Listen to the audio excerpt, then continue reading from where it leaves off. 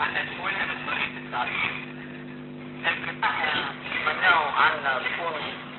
بالحق عنا طريقة التعبير خاطر كلمة كثيرة هي معناها برشا طريقة التعبير هي معنى الإنسان يعبر بكل حرية ما يخافش ما فماش إرهاب ما فماش خوف ما فماش شرطي قلب ولا إنسان يتعب ولا يتعب ولا اجتهاد طريقة التعبير كما تعبر بكل حرية ما تستعملش العنف ما تعبرش بالعنف ما تعبر بالشجاع ما يشاركك حاجاتك ظنك أي حاجة تخصك تعبر عليها بالكلام باش الناس يفهموها ولا يفهموها ولا يحكي فيها ولا تعبر على أي حاجة نحب احنا شوية يحكي بالمواضيع في حرية التعبير نحب الشباب كذا يكون متفتح أنا حرية التعبير نقصد الحاجات الدنيوية حرية التعبير هي كونك تحب الأمن وما تخافش حد تحب الدولة ولا واحد يهدك هذيك حرية التعبير عندها معنى فلسفي قوي كبير برشا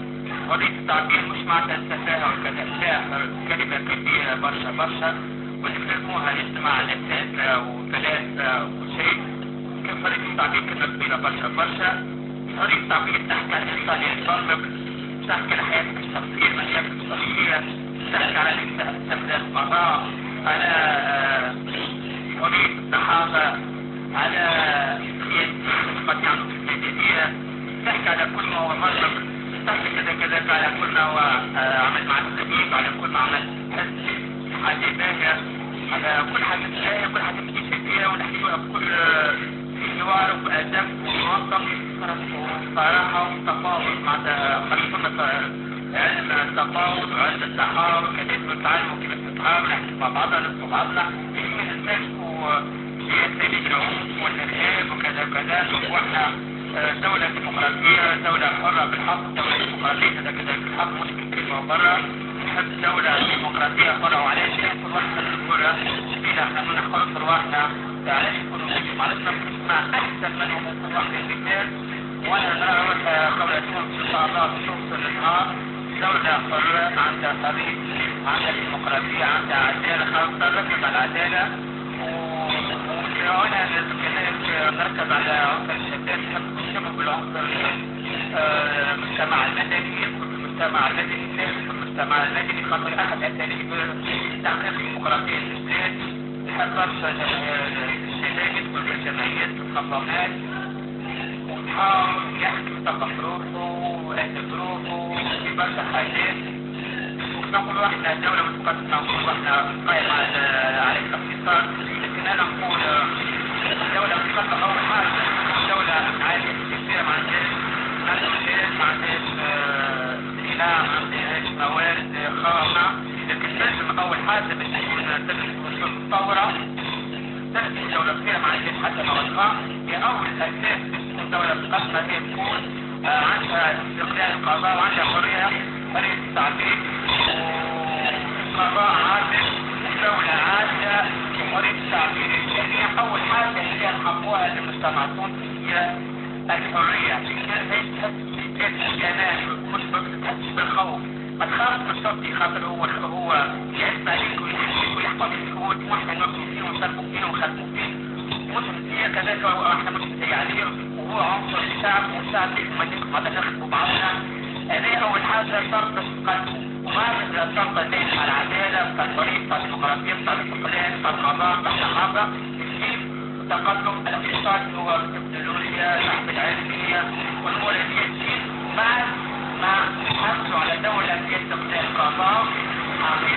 وعدالة والحرية والديمقراطية وحقوق الإنسان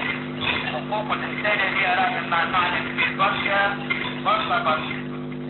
العنصر الأول هذا باش يوصلوا دولة متقدمة ومتطورة وهذه التقدم العلمي والتقدم التكنولوجي والإعلامي وإلى غيره نجم قد إذا كان حققنا الشيء هذا يولي الطالب ما عادش يهرب لبرا لأمريكا واليابان وأوروبا يولي دولة تعطيه الإمكانيات المادية يستثمر في بلاده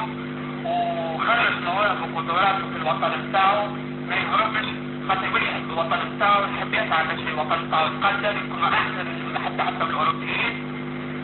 شوية ده حتى مع الإخوة الخام يشيروا المواد الخام هو اللي احنا المواطن التونسي ويحصل روحه ويقدم بلاده وهذه رؤيتي أنا شخصيا في بلاد تونس، بلادنا العزيزة. تقدم وصار تكونوا فهمتوا شوية قدامي، وأنا عندكم أنتم فهمتوا شنو بتاعي أنا، رغم إنه نظم وكل شيء قد نتكلم في علم التطبيقية. يا شباب فيكم، يا شباب